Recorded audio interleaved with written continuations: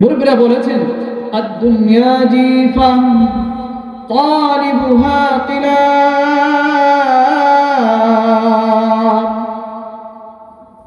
মুরব্বিরা বলে এই দুনিয়াটা হলো একটা মৃত পশুর ন্যায়, মৃত জন্তুর ন্যায়। বলবেন হুজুর কিছুক্ষণ পূর্বে বললেন দুনিয়াকে কি করেছে আল্লাহ পাক আসমান থেকে বর্ষিত পানির ন্যায় তুলনা করেছেন। হ্যাঁ, এইটারও কিছু উদাহরণ আমি দিয়েছি, আবার শেষে যে ফিনিশিং করার পূর্বে আপনাদেরকে বুঝিয়ে দিব। এবার আসেন মুরব্বিদের একটা উদাহরণ আমি আপনাদেরকে শোনাই। রাগ করতেছে? রাগ করতেছে? মুরব্বিদের উদাহরণ হলো দুনিয়াটা হলো একটা মৃত পশুর ন্যায়, মৃত জন্তুর ন্যায়। আপনাদের এলাকায় গাভী লালন পালন করে মনে করেন একজন মালিকের একটা গাভী মৃত্যুবরণ করলো। ওই মালিক কি করে, কিছু কিছু মালিক গাভীটাকে গর্ত খনন করে ওখানে দাফন করে দেয়, ঢেকে রাখে। আবার কিছু মালিক আছে একে দাফন করে না, একে দাফন করে না, কারণ একে ঢেকে রাখলে নিচে পচে গলে শেষ হয়ে যাবে। আর যদি এটাকে চোখের মাঝখানে ফেলানো যায় তাহলে আল্লাহর কোনো না কোনো মাখলুক এটা খাইতে পারবে। কথা ঠিক না ঠিক? মানুষের জন্য খাওয়া মৃত গাভী হারাম, কিন্তু আল্লাহর কিছু মাখলুক আছে ওই মৃতটার ভিতরে আল্লাহ তাদের রিজিক রাইখা দিয়েছে। যদি আপনাদের এই চকের ভিতরে, বন্ধের ভিতরে একটা মৃত গাভী ফেলানো হয়, ওই গাভীটা কিসে কিসে খায় বলেন তো দেখি? শকুন খায়, শিয়াল খায়, কুকুর খায়, খায় কিনা? এবার আসেন বলেন তো শকুন কোন সময় খায়? দিনে না রাতে? দিনের বেলা। শিয়াল রাত্রিবেলায়, কুকুর দিনেও খায় রাতেও খায়, খায় না? খায় কি? দিনে খায় না? এর মানে মুরব্বিরা বোঝাইতে যাচ্ছে শকুন যেই টাইমে খাবার খাইতেছে ওর খাবারের টাইম হলো দিনের বেলা, এই জন্য ও দিনের বেলায় খায়।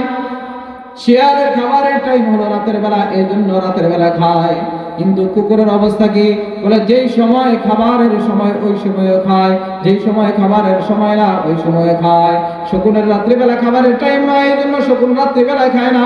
শিয়ালের খাবারের সময় দিনের বেলা না, এই জন্য দিনের বেলা শিয়াল খাবার খায় না।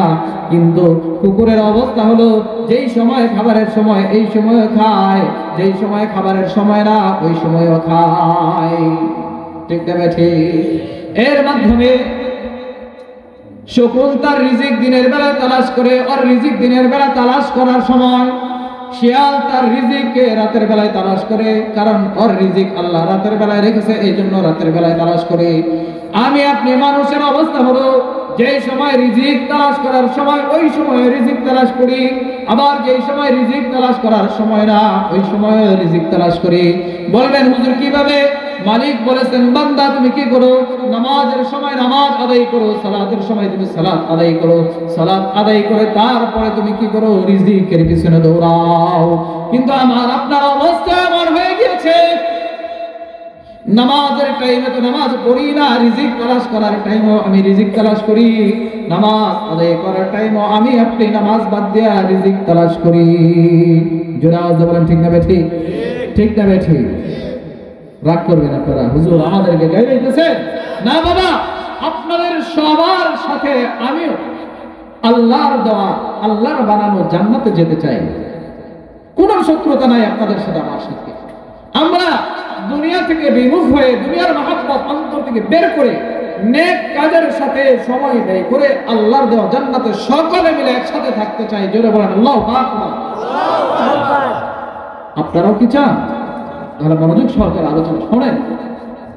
কি বলতেছিলাম? খাবারের টাইম যেটা ওইটা খাবারের টাইমে খাবার খেতে হবে, রিজিক তালাশের টাইম যেটা ওই টাইমে আমাকে রিজিক তালাশ করতে হবে। নামাজ বাদ দিয়ে রিজিক তালাশ করা যাবে না। নামাজ বাদ দিয়ে রিজিক তালাশ করা যাবে? যাবে না। যদি আমি আপনি নামাজ বাদ দিয়ে রিজিক তালাশ করতে থাকি আমার রিজিকের ভিতরে বরকত থাকবে না, আস্তে আস্তে আমার রিজিকের ভিতরে হারাম প্রবেশ করবে। আর যদি আমার রিজিকের ভিতরে হারাম প্রবেশ করে যায় তাহলে হারাম প্রবেশ করতে করতে আমার ঈমানকে নষ্ট করে দিবে। ঈমান যদি নষ্ট হয়ে যায়, এই নষ্ট ঈমান নিয়ে কিন্তু আল্লাহর জান্নাতে যাওয়া যাবে না। এজন্য হারাম খাওয়া যাবে না, হারামের সাথে সময় পাস করা যাবে না, সময় দেওয়া যাবে না। খাবারের টাইম, রিজিক তালাশের টাইম, আমরা রিজিক তালাশ করব, নামাজ বাদ দিয়ে কেউ রিজিক তালাশ করব না। নিয়ত আছে আপনাদের? নিয়ত আছে? আসেন আরেকটা উদাহরণ এখান থেকে আমি আপনাদেরকে বোঝাই।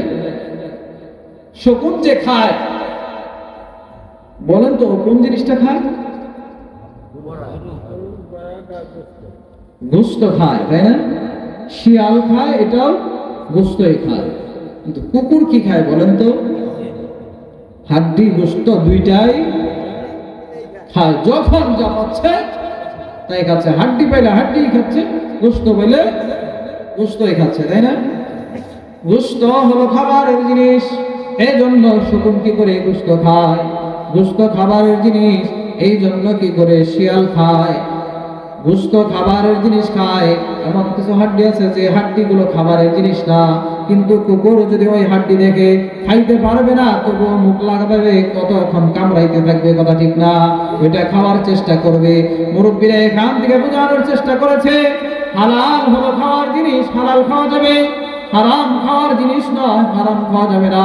দুনিয়ায় এমন কিছু মানুষ আছে, দুনিয়ায় এমন কিছু মুসলমান আছে, তারা হালালও খায় হারামও খায়, কথা ঠিক না বেঠে? হারাম খাওয়ার জিনিসটা বান্দা তুমি কেন হারাম খাচ্ছ? হারাম খাইলে তো ঈমান নষ্ট হয়। হারাম খাওয়া যাবে না, হারাম খাওয়া যাবে না, হালাল খাইতে হবে। হালাল খাইলে তোমার ঈমান পাকাভুক্ত হবে, ঈমান পরিশুদ্ধ থাকবে, ঈমান পরিষ্কার থাকবে। তুমি ওই পরিষ্কার ঈমান দিয়ে নেক আমল সহজে করতে পারবে। আরেকটা সিস্টেম আছে এখানে। শকুন যখন খাবার খাইতে আসে, ও খাওন পাইলেই উপর থেকে সাথে সাথে আইসা একাই নামে। মুরব্বী বাবাজি যারা আছেন দেখেছেন, একটা শকুন একা একাই কখনো গাভী খাইতে আসে না। ওর সিস্টেম হলো খাওয়ান পাইলে ওর সাথী সঙ্গীদেরকে উপর দেখা, খাওয়ানোর উপর যেখানে খাওয়ান থাকে নিচে, উপরে ও ঘুরতে থাকে আর আওয়াজ দিতে থাকে। ওর আওয়াজে ওর সঙ্গীদেরকে ডাকতে থাকে, কথা ঠিক না বেঠি? কি বলেন, কথা ঠিক না? ওর সঙ্গীরা যখন আসে তখন ও খাবার খেতে জমিনে নেমে আসে, ঠিক না বাবাজিরা? শিয়ালের খাবারের সিস্টেম একই। সন্ধ্যাবেলা হইলে ও খাবার পাইলে কুহু আওয়াজ দিতে থাকে, ওর ভাষায় ওর সঙ্গীদেরকে ডাকতে থাকে। ওর সঙ্গীরা একটা আওয়াজ যদি শিয়াল দেয়, চতুর্দিক থেকে দেখা যায় আস্তে আস্তে একটু পরপর আরো সঙ্গী বাড়তেছে, আওয়াজের সংখ্যা বাড়তেছে। যখন সবাই একত্র হয়ে খাবার খাওয়া শুরু করে। কিন্তু কুকুরের অবস্থান কি বলেন তো দেখি? কুকুর খাবার পায়, খাবার পেয়ে খাওয়ার সামনে নিয়ে বসে আছে অথবা খাইতেছে। যদি ওর নজরে, ওর দৃষ্টিতে বাজে যে ওই যে দূর থেকে আরেকটা কুকুর মনে হয় আসার চেষ্টা করতেছে, দেখা যায় কুকুরের সামনে এত বড় একটা গাভী থাকা সত্ত্বেও যে গাভীটা কুকুরের সামনে আছে, কুকুর যদি ওখানে বৈশা বৈশা 1 মাস পর্যন্ত খাইতে থাকে, তারপরেও খাইয়া শেষ করতে পারবে না। কি বলেন? এত বড় বড় গাভী না, এখন 1 মাস খাইলেও শেষ করতে পারবে না। এত বড় খাওয়ান রাইখা দূর থেকে যখন দেখে একটা কুকুর আসতেছে, ও খাওয়ান ফালাইয়া ওকে দৌড়াইতে থাকে, কথা ঠিক না বেঠে? এর মাধ্যমে মুরব্বীরা বুঝাইতে চায়, দুনিয়ায় এমন কিছু মানুষ আছে, বাবার সন্তান ছিল, ছেলে মেয়ে মিলিয়ে বাবা মেয়েকে বিবাহ দিয়ে দিয়েছে, ছেলেকে বিবাহ করাইছে। বাবা সম্পদটা বন্টন করে দিতে চাইয়া দিতে পারে নাই। হঠাৎ বাবার মৃত্যু হয়ে গিয়েছে। এমন সময় ভাই এবং বোন বাবাকে দাফন করে কিছুদিন পার করার পর বোন যদি আসে ভাইয়ের কাছেও, ভাই বাবা যে সম্পদ রেখে গিয়েছে, এই সম্পদের ভিতরে যে আমার ভাগ আছে, ওয়ারিসার যে ভাগ আছে, সেই ভাগটা বুঝে নেওয়ার জন্য বোন ভাইয়ের বাড়ি আসে কিনা। বোন ভাইয়ের বাড়ি আসছে। ভাইকে যখন এই কথা বলেছে, ভাই বড় রাগান্বিত হয়ে বড় চোখ নিয়ে বলে, কিসের ভাগ চাস? বলে না, অনেক ভাই আছে না, বোনকে ধমকি দিয়ে কিসের ভাগ চাস? বোন তখন বলে, ভাই বাবা তো আমাকে কোনো সম্পত্তি দিয়ে যায় নাই, বাবার যে অংশ আছে 3-এর 1 অংশ আমি বোন মালিক, আমি 3-এর 1 অংশের মালিক, আমার অংশটা আমাকে বুঝাইয়া দাও। কিছু নিমুখারাম ভাই আছে যারা বোনের হক বুঝাইয়া দেয় না, বরং বোনকে নিজের বাড়ি থেকে ধমকাইয়া ধাক্কা ধুক্কায় বের করে দিয়ে বোনকে বলে তোর চেহারা যেন আমার এই বাড়িতে আর না দেখি। শুধু কি তাই বলে?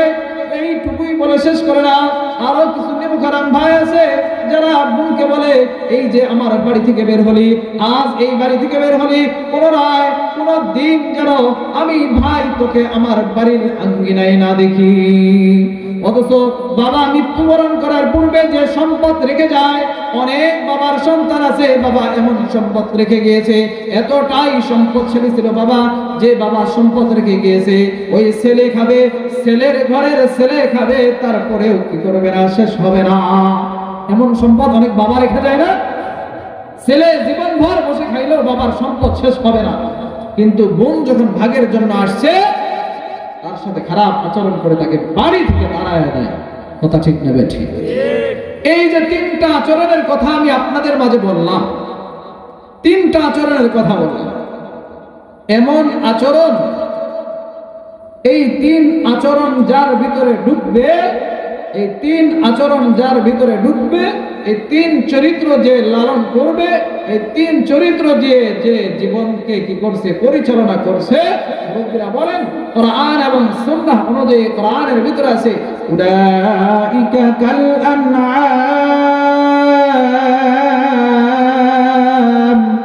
আল্লাহু আকবার, বাল হুম আযাল্লু উলাইকা হুমুল গাফিলুন। দুনিয়ার ভিতরে এমন কিছু মানুষ আছে যারা কি পশুর ন্যায়, যারা কিসের ন্যায় বলে? শুধু তাই নয়, আরো কিছু মানুষ আছে যারা পশুর চাইতেও আরো নিকৃষ্ট, চতুষ্পদ জানোয়ারের চাইতেও নিকৃষ্ট। এরা কারা? এই যে এই রকম চরিত্রে যারা নিজের চরিত্র বানিয়েছে, এরা কুকুরের চাইতেও নিকৃষ্ট। কেন? কুকুরের চরিত্র হলো সে খাওয়ান খেয়ে শেষ করতে পারবে না, কিন্তু তারপরেও কি করে, দূর থেকে একজনকে দেখলে, দূর থেকে একটা কুকুরকে দেখলে ওকে দৌড়াইতে থাকে। কিছু ভাইয়াতে এমন চরিত্রের অধিকারী হয়েছে, সে সম্পদ খেয়ে শেষ করতে পারবে না, বোন হকের নিকা আসছে, বোনের হক বোনকে বুঝাই দিবে না। এর ভিতরে আর কুকুরের ভিতরে কোনো পার্থক্য? আমাদের চরিত্র এমন করা যাবে? কি বলেন? আপনাদের কাছে উদারত আহ্বান থাকবে, বাবা কারো হক নষ্ট করা যাবে, হক নষ্ট করা যাবে না। আল্লাহ পাক সুবহানাহু ওয়া তাআলা তার বান্দাকে ক্ষমা করেন, এটা আপনারা জানেন। বান্দা যত বড় নাফরমানি করুক না কেন, বান্দা যদি খাস দিলে তওবা করতে পারে, আল্লাহ ওই বান্দার গুনাহকে মাফ করে দিতে পারে। কিন্তু আল্লাহ একটা গুনাহ নিজ ইচ্ছায় মাফ করেন না, সেটা হলো কোন বান্দা যদি বান্দার হককে নষ্ট করে, যতক্ষণ পর্যন্ত বান্দা ক্ষমা না করে ততক্ষণ পর্যন্ত আল্লাহ বান্দাকে ক্ষমা করে। আমাদের যাদের বোন আছে, আমরা বোনদের হকগুলো বুঝাই দেব। যত কম সম্পদের মালিক আমার বাবা থাক না কেন, যতটুকুন সম্পদ রেখে বাবা মৃত্যুবরণ করে, অতটুকুনের ভিতরে ভাগ বসায় বোনের ভাগ দিয়ে দিব। যদি বোনের হক আদায় না করি, আমি হাফেজ হতে পারি, আলেম হতে পারি, মুফতি হতে পারি, মুহাদ্দিস হতে পারি, হাজী সাহেব হতে পারি, আমি নামাজি হতে পারি, বুজুর্গ হতে পারি, কিন্তু বোনের হক আমি বুঝাইয়া দেই নাই। আমার এই বুজুর্গ দিয়ে, আমার এই হাফেজের হাফেজত্ব দিয়ে, আলেমত্ব দিয়ে আল্লাহর দেওয়া জান্নাতে যাওয়া যাবে। 100 বার হজ করলেও জান্নাতে যাওয়া যাবে না যদি হক নষ্ট করে থাকে। যতক্ষণ পর্যন্ত ওই হকদার মাফ না করবে। নামাজ পড়তে পড়তে কপালে দাগ ফেলে দিয়েছি, পা ফেলায় ফেলেছি, পায়ে দাগ ফেলাই দিয়েছি, হাঁটুতে দাগ বানাইছি, কিন্তু এই দাগ দিয়ে আল্লাহ দেওয়া জান্নাতে যাওয়া যাবে। আমরা যারা এগুলো আদায় করি নাই, পূর্বে জানি নাই, হয়তো আদায় করি নাই, ভুল হয়েছে। বাবার সম্পদ ছিল, কিন্তু নষ্ট করতে করতে সম্পদ শেষ করে ফেলেছি। এখন আর দেওয়ার মতো আমার সামর্থ্য নাই, কিন্তু বোন জীবিত আছে। ওই বোনের পা ধরে তুমি ক্ষমা নাও যদি আল্লাহর দেওয়া জান্নাতে যেতে চাও। কথা কি সহজ না কঠিন? সহজ না কঠিন বলেন? বোন কাছ থেকে ক্ষমা নিতে হবে। আমার কিছু মানুষ আছে বোন হকদার, অল্প কিছু টাকা দিয়ে বোনের হক শেষ করে দেয়। আরে বোন, আমি আর তুই তো ভাই বোন, কিছু টাকা দিয়ে দিলাম, এই জমি কিনে নিয়ে যাবি শ্বশুর বাড়ি। এমন করে না? এমন করাটাও ঠিক না। বোন না পারে বলতে, না পারে সইতে। কারণ যদি বলি তাহলে ভাইয়ের সাথে সম্পর্ক আর ভালো থাকে? ভালো থাকে না। এখন বাবা মা মৃত্যুবরণ করেছে, দুনিয়ায় তো আমার আপন বলতে ভাই আছে, বাবার বাড়ি আপন বলতে ভাই আছে। এখন যদি ওয়ারিসের জমিন নিবার যায়, ভাইয়ের সাথে সম্পর্ক যাবো কোথায়? এই জন্য বোনরা ব্যথায় আর এই কথাও বলে না, বড় মারাত্মক কথা। কোন বোনকে যদি আমরা কেউ এইভাবে ওয়ারিস বুঝাই দিয়ে থাকি, ওই বোনের মন খুশি না বেজার এটা বুঝে আমাকে কাজ করতে হবে। আরে বোনের মন যদি খুশি থাকে, বোন তো আমার কাছে ওয়ারিস চাবেই না। বোন না চাইলেও আমি বোনের হক বোনকে বুঝাই দিতে প্রস্তুত থাকবো। বোন নেওয়ার পরে যদি আমাকে দিয়ে দেয় তাহলে সেটা হলে দেওয়া। আর আমি বোনের নামে দেওয়ার আগ পর্যন্ত এটা যদি আমি ছলে বলে কৌশলে নিজের জন্য রেখে দেয়, এটা কিন্তু বোনের দেওয়া না। আপনি দেখেন, বাবার দেওয়া সম্পদ বোনের নামে দলিল করে দেন, তারপরে কয় বোন ভাইকে সম্পদ ফেরত দেয়, ওইটা হলো প্রকৃত দেওয়া। আপনি বোনের নামে না দিয়ে শুধু বোনকে সলবল দিচ্ছেন, বোন চাইতেও পারতেছে না, নিতেও পারতেছে না, সইতেও পারতেছে না। এমন করে দিলে হবে? কি বলেন, হবে? এমন ভাবে যদি আমরা কেউ সম্পদের মালিক হই, ওই সম্পদ আমার কি করবে না, হালালিয়াত নিয়ে আসবে না। ওই সম্পদ হারাম হবে, হারাম হবে, হারাম হবে। হারামের সাথে যদি আমার সম্পর্ক হয়ে যায়, হারামের সাথে যদি আমার সম্পর্ক হয়ে যায়, ওই সম্পদ আমাকে কখনো জান্নাতে যেতে দিবে? জান্নাতে যেতে দিবে না। এই জন্য ভাই, হালাল হওয়া চাই, প্রত্যেকটা বিষয়ে হালালিয়তের সাথে সম্পর্ক থাকা চাই। হালালিয়ত ছাড়া বান্দা কখনো প্রকৃত মুমিন হতে পারবে না। কোন বান্দার আমলনামায় যদি হারামের ছোঁয়া থাকে, হারামের ছোঁয়া থাকে, তাহলে ওই বান্দা যদি হারামের সাথে সম্পর্ক রেখে দেয়, আজ না হয় কাল, কাল না হয় পরশু, এই বান্দার আমলনামার ভিতরে গুনাহ আস্তে আস্তে বাসা বাঁধবে। গুনাহ যদি আমলনামার ভিতরে বাসা বাইধা ফেলায়, এক এক ওই গুনাহ থেকে আরো বাড়তে বাড়তে বাড়তে বাড়তে গুনার বড় একটা কি করবে, আমলনামা হয়ে যাবে। এই গুনার আমলনামা যদি কারো বড় হয়ে যায়, তাহলে ওই আমলনামায় বান্দাকে জাহান্নামে নিয়ে যায়। কয়টা বললাম? প্রথম হরফ বলেছিলাম দাল। কি হরফ বলেছিলাম? দাল।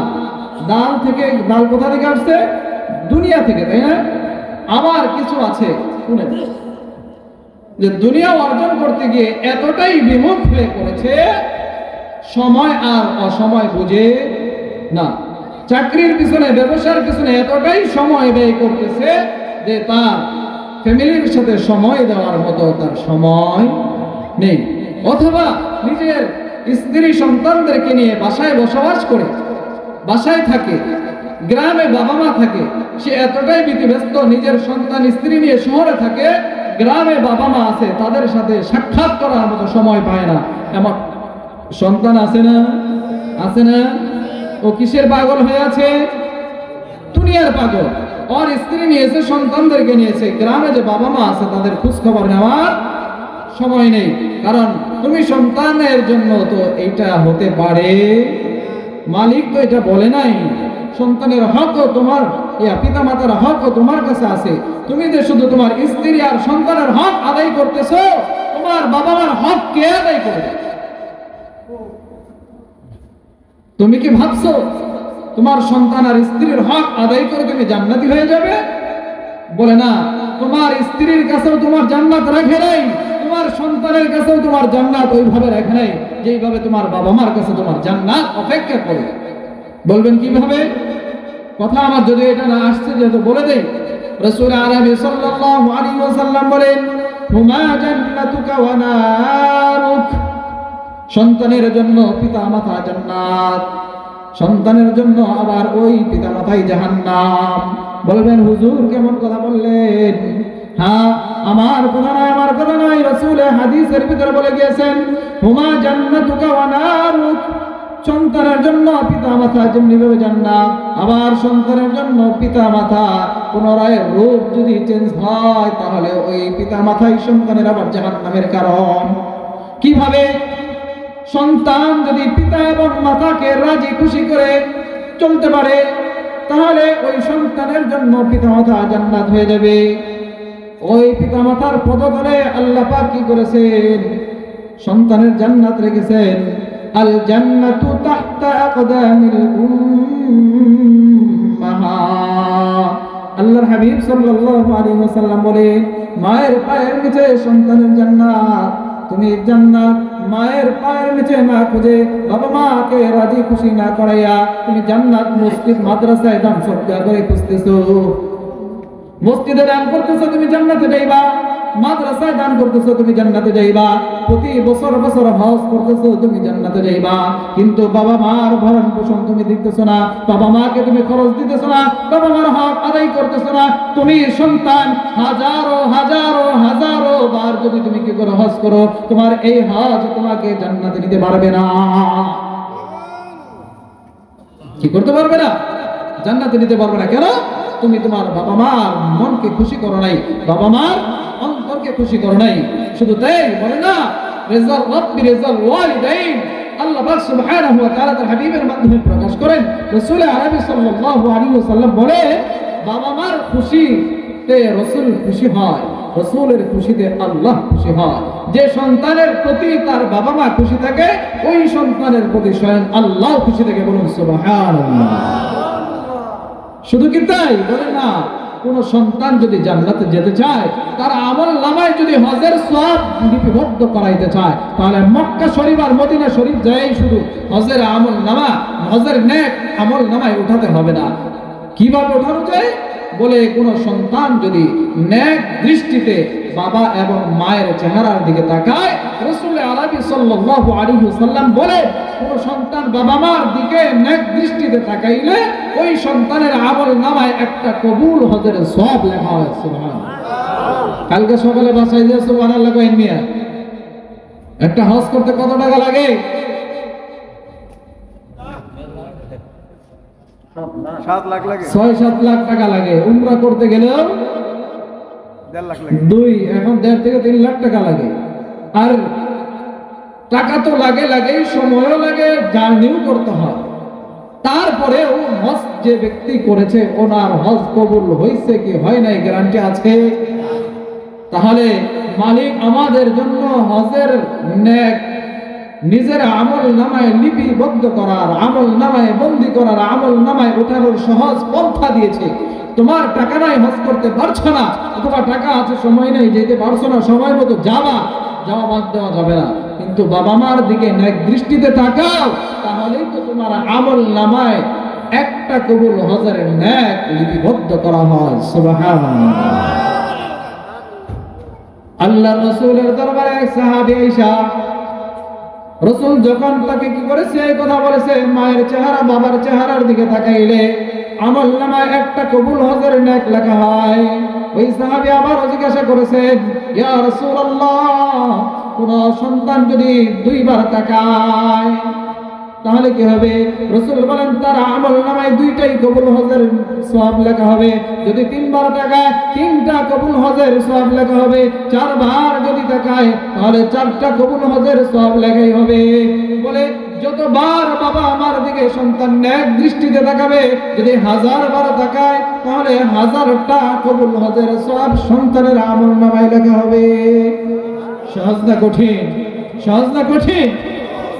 নেক কামাই করা অতি সহজ, কিন্তু এই বাবা মার পেছনে সময় দেওয়ার মতো আমার আপনার সময় নাই। কেন? দুনিয়ার মুহে পড়ে গিয়েছি। রাসূল বলেছেন, দুনিয়ার মহাব্বত সমস্ত গুনাহের মূল। দেখেন, দুনিয়া আমার আপনার কিভাবে শত্রুতা করে, দুনিয়া আমার আপনার কিভাবে শত্রুতা করে। আমি অর্থ উপার্জন করতে গিয়ে বাবা মাকে ভুলে গেলাম, এটা দুনিয়া আমার আপনার কি হলো? শত্রু হয়ে গেল। এই শত্রুতাই আমাকে জাহান্নামে নেওয়ার কারণ হয়ে দাঁড়াচ্ছে। এজন্য দুনিয়া অতি প্রয়োজন। টাকা পয়সা ছাড়া ভালো চলাও যায় না, খাওয়াও যায় না, পড়াও যায় না, ভালো বাড়িও করা যায় না, গাড়িও করা যায় না। টাকার অতি প্রয়োজন, পানিরও অতি প্রয়োজন ছিল, তাই না?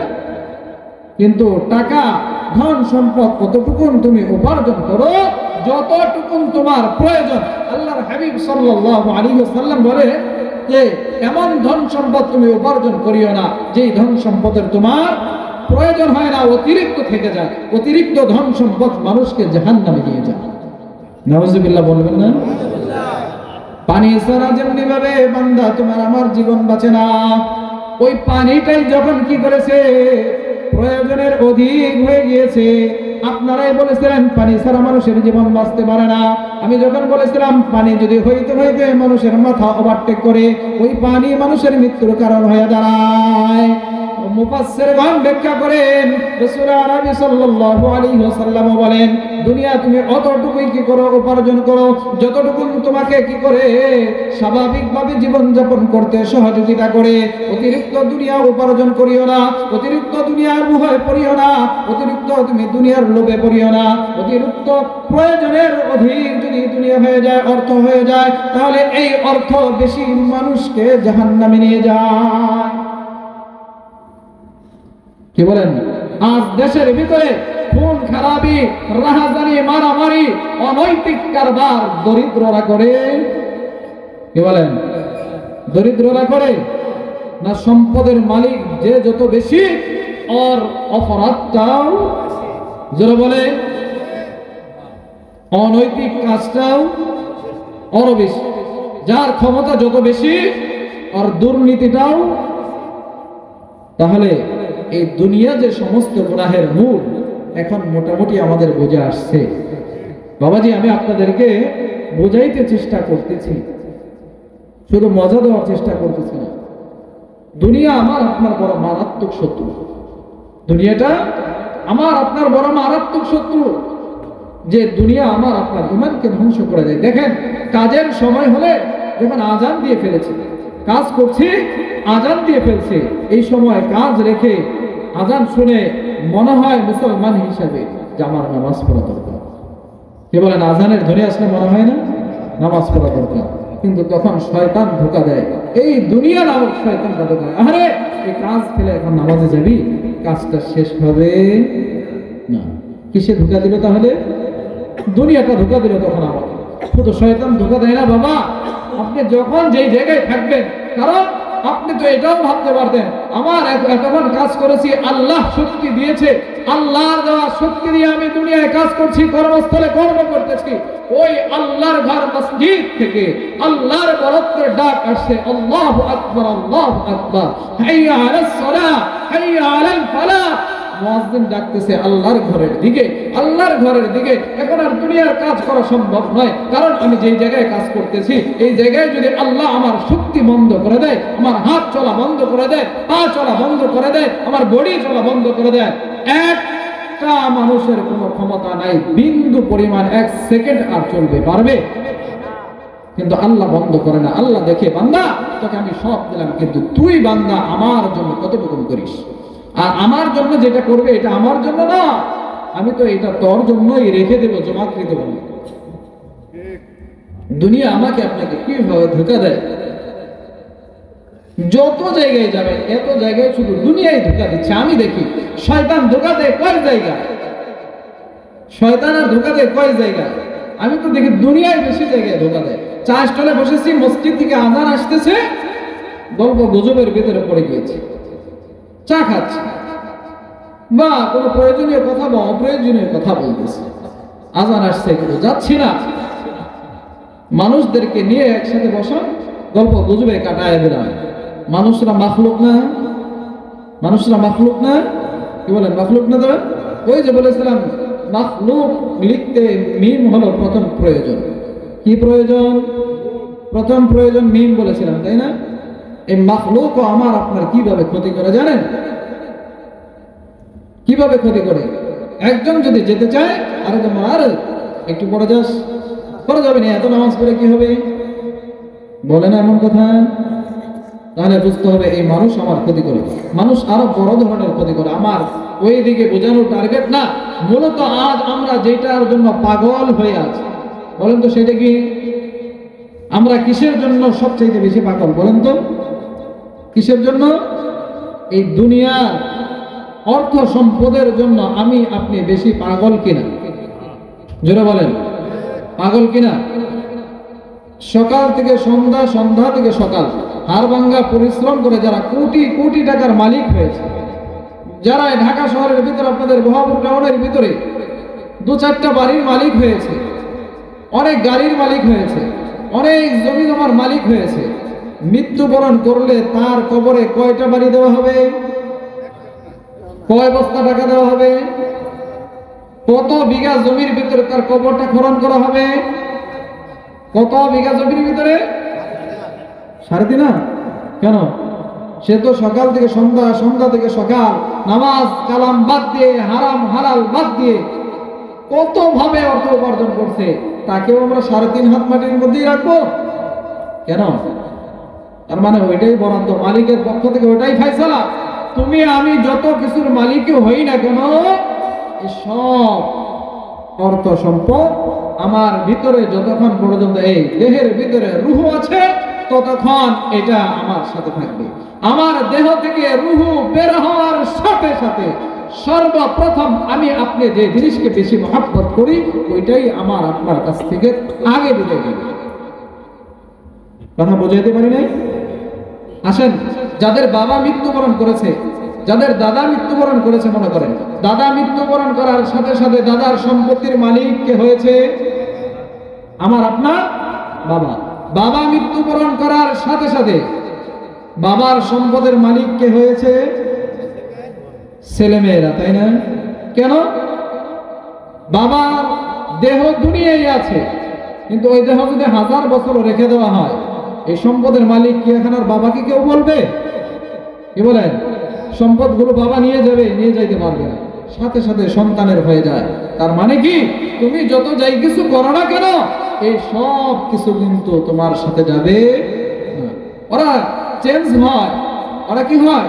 চেঞ্জ হয়। কিছুদিন তোমার কাছে থাকবে, কিছুদিন পরে আপনি ওই আরেকজনের হয়ে যাবে।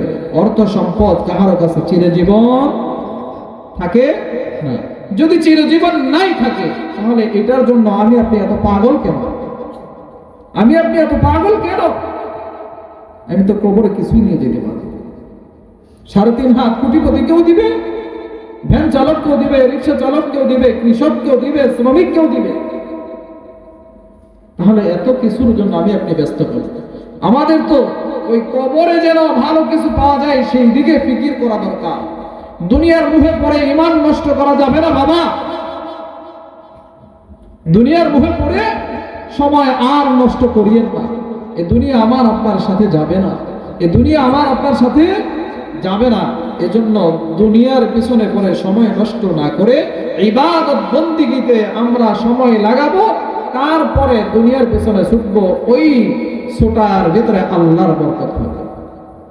উদাহরণ গত বছর আমি দিয়েছিলাম আপনাদেরকে, আমি গত বছরও আপনাদেরকে দিয়েছিলাম, কিন্তু এবার আর ওই দিকে যাচ্ছি না। 2 নাম্বার কথা বলেছিলাম, দাল হলো দুনিয়া লিখতে প্রথম হরফ ছিল, 2 নাম্বার হলো শিন। 2 নাম্বার কি বলেন? শিন। শিন হলো শয়তান লিখতে প্রথম হরফের নাম হলো শিন। এই শয়তানও কি করে আমাকে আপনাকে ধোঁকা দেয়? যাকাত যখন ফরজ হয়েছে যাকাত দিতে দেয় না। আমি যখন যাকাত আদায় করতে নিয়ত করি, শয়তান তখন বলে কষ্ট করে এত অর্থ উপার্জন করে কেন গরিব অসহায়কে দিয়ে দিবে, এগুলো ব্যাংকে জমা করে রাখ। মসজিদে টাকার প্রয়োজন হয়েছে, মসজিদ থেকে টাকা যাচ্ছে। মাদ্রাসায় কোনো জিনিসের প্রয়োজন হয়েছে, মাদ্রাসা থেকে টাকা যাচ্ছে। ওই সময় আমি টাকা দেওয়ার জন্য নিয়ত করি, স্বীকারোক্তি দেই। স্বীকারোক্তি দেওয়ার পরেও শয়তান আমার মাথার ভিতরে এমন মেডিসিন ঢুকাইয়া দেয়, যে মেডিসিন দিয়ে বলে তোর হাড় ভাঙা পরিশ্রম করে কেন মসজিদ বানাইতে হবে, কেন মাদ্রাসা বানাইতে হবে, সন্তানের জন্য ভবর শহরে গিয়ে আরেকটা বাড়ি কইরা যা।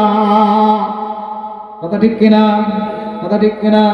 শুধু এতটুকুই সে বলে না না না, তুমি যত জায়গায় তোমার অর্থগুলো ভালো কাজে ব্যয় করতে চাইবা, যত জায়গায় ভালো কাজে ব্যয় করতে চাইবা। এই আজকে এখানে নিজের টাকা দিয়ে কি করছে? ওয়াজ মাহফিলের আয়োজন করে হয়েছে, মানুষকে খাওয়াবে, আমার ভক্তদাও দিয়ে নিয়ে এসছে, কত কিছুর আয়োজন করেছে, টাকা খরচ হবে না। এইটাই যারা করতে চায়, আবার অনেক মানুষকে ধোঁকা দেয় যে এত টাকা পয়সা খরচ করে কেন ওয়াজ মাহফিল করতে হবে, একটা গানের আসর দিয়ে ফেলা। কথা ঠিক না? কথা ঠিক না? আল্লাহু আকবার। বলেন নারায়ে তাকবীর, নারায়ে তাকবীর। প্রধান বক্তার আগমন।